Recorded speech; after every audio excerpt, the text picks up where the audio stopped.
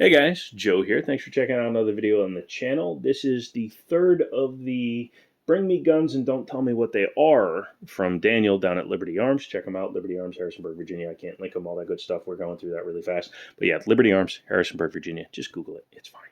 You'll find them. But we've taken a look at a $1,700 Dan Wesson Pointman 45, which is calling me quite heavily.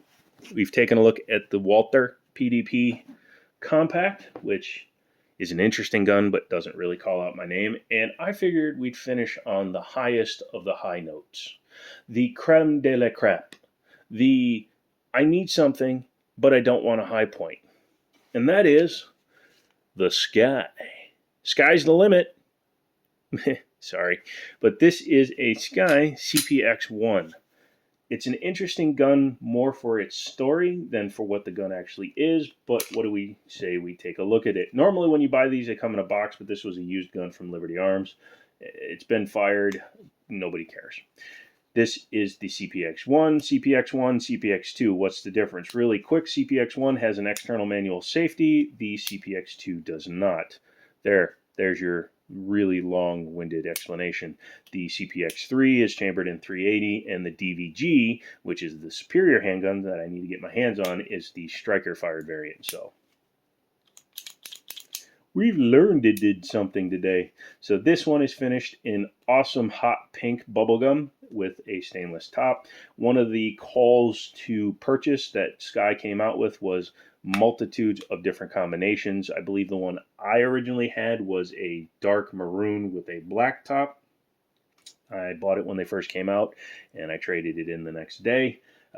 You'll see why it's not something that I personally prefer, but it may be great for you. It is a hammer-fired 9mm double stack handgun with minimal capacity, but that's fine. This is basically a step up from a high point, which isn't hard to do, but it's actually much better gun than the high point sometimes.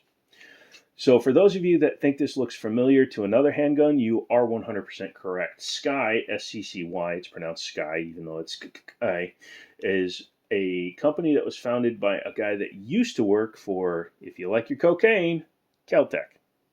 Caltech came out with the PF11 and the PF9. And this gun has a lot of similarities. How is that possible, you might ask? Well, the guy that designed that handgun started Sky. So he basically took his basic design, modified it enough so it didn't exactly copy the Caltech design. Although, let's be honest, there's a lot of things that you just have no choice, because if you want a gun to function, they all have to have a very similar battery of arms and functionality in order to be a somewhat reliable handgun. So he designed the Sky CPX-1. And when it first came out, it was like $175 to $200. They're still $175 to $200. Used, you can probably find them a lot cheaper. But for that money, you did get a double stack 9mm with a decent look. Now, a high point CM9 is a big-ass chunkster because it's made out of ZMAC. This does have a stainless top, or a steel top, not a stainless top, but a steel slide with a polymer frame. Things he did, like this cut here in the rear of the backstrap, he said it was for, like, when you're shooting, it makes it cushiony. Bullshit. He eliminated that for the DVG-1 and the new generation of Skies. The new generation of CPXs actually eliminate those and have the DVG actual rear strap on them. Has texturing cut into the polymer or injected, molded into the polymer, but it's not grippy at all. I mean, the weight of the gun pulls it right out of my hands. You can see I'm not doing anything to release it, but you could fix that with skate tape, or you could stipple it. Has 2 finger grooves, and then this magazine has an extension. Both of the magazines they normally come with the extensions. I believe it comes with flat base plates in the box so that you can have an even shorter grip for concealment and carry. Hammer fired, like I said, as you can see back here. There's the hammer. Hopefully you can see that.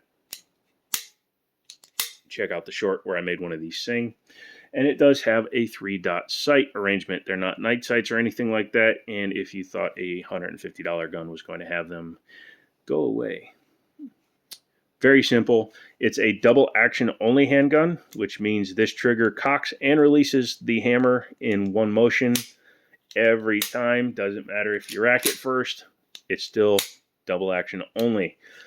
Is that a good thing? Sure, especially for concealed carry. Having a double action trigger that's long and heavy means that you're going to know right away whether or not you're pulling the damn trigger. It gives you plenty of time to stop what you're doing before you come all the way back and fire it.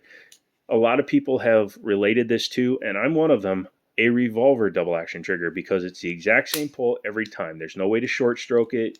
There's nothing to set up. So it's the same pull, same release, same pull, same release every time. It's not a bad thing, but it does suck because you're talking about a 10.5 pound trigger every single time you pull it. And for some people that can get a little bit tiring.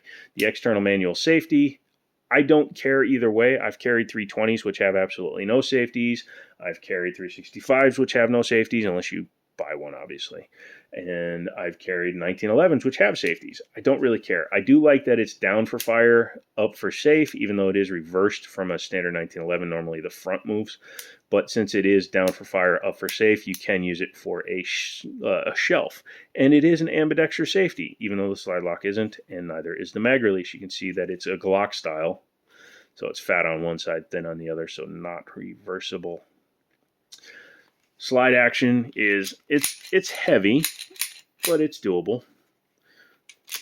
Has a standard slide lock slide release, and yes, it is a slide release. To all those people that say, oh no, you're only supposed to rack a gun. Shut up. Does have an external extractor, which grabs the round and shoots it out, and when a round is in there, you can feel the extractor will pop out just a little bit. So if you train yourself with your handgun, you'll be able to tell when it's loaded. Trigger pull, like I said, is about 10.5 pounds, and since it has no reset because it is double action only, you just slap the shit out of it. That's why it has such a long trigger guard, because it has to come all the way out. You can barely hear it.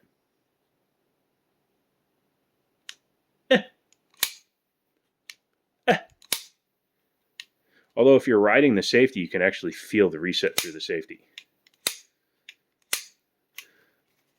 Like I said, it's a crap trigger, it's a long trigger, but it's surprisingly smooth for what it is. Rear slide serrations only. I can't recall if the new ones have front ones on there. That's fine. You should really just be racking it over the top anyway. I know we all like to do the stupid stuff like, yeah, you can do the press check, but yeah, this is a very basic self-defense gun. Speaking of self-defense, what do you say we take it down? Get it? Take down? To do that, we're going to go ahead and lock it all the way back, visually and physically inspect it. Yes, I know I say that in every video, and I will do that until I wind up shuffling this mortal coil, because it's just smart. Now, with it locked all the way back, you'll see this is actually the slide lock, or excuse me, the cross lock. You just use the rim of a casing and pull it out. Once you've done that, you release the slide and just pull it off. Hammer fired. No necesito to pull the trigger. Once you've done that, you take your spring out. It's captive. Hang on one second. My phone is about to die. Sorry about that. I've been batch filming today, and yeah, I just almost killed my phone. But we saved it. We're good. But yeah, once you've taken the top off, you can just take your barrel out. Very Glock style-ish. And we'll take a look in here.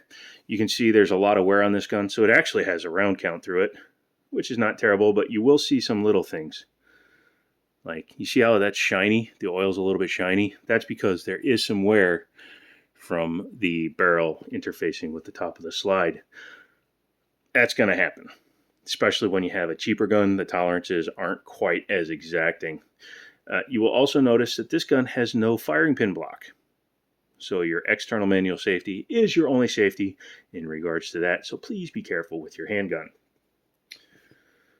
Like I was saying, cheap gun, captive guide rod, although it's quite small and puny. Looking inside here, Glock and a few other polymer manufacturers could take note of the fact that this has full-length rails in it, which is something that I would like to see a lot of them have. Hammer is always in the down position until you pull the trigger because of the design of it. And then your ejector is loose in this guy. I'm not sure, I can't remember if that's 100% the way it's supposed to be, but I think so, because I believe that pin keeps everything in. Yeah, pink bubblegum. Reassembly is the opposite of disassembly. You just kind of come in here. Sorry, I was looking at the front sight, which is set screwed in. You can see down in there, uses a set screw. But yeah, go ahead and set that back in. Take your guide rod, little end towards the front. There you go. Put her in there. You can see how light and easy and gentle that was. Take your slide, start it back on your frame. Should be a no issue, non-issue, because very simple handgun. You want to make sure that the barrel is forward before you put this guy back in. I've made that mistake before and had the barrel to the rear, and then you wind up with a jammed handgun. So barrel must be forward. You can see that it tilts a little bit because this is a short action tilting recoil. And there you go. Make sure that you're back in functionality, reassemble it, and that is your gun. That is the SCCY CPX-1 with manual safety. Do I recommend the gun? If you have to have something, it's better than a sharp stick. It's probably less reliable than a high point, which is something that's hard to say because I have seen a lot of firing pins break in these, and I've actually seen the barrels crack in these quite a bit, and more often than a high point. If you get a good one, you're probably good to go. Plus, you can get these red dots with red dots right out of the box pretty cheap. I would say that you'd be better off spending the extra $100 or so and getting like a G3 or a G3C, or spend $300 and get a used Glock. Yes, they are out there, especially like a Glock 26, because we no longer care about short frame double stacks anymore. So if you want a short frame double stack with crap capacity, get a used Glock 26. That's my opinion.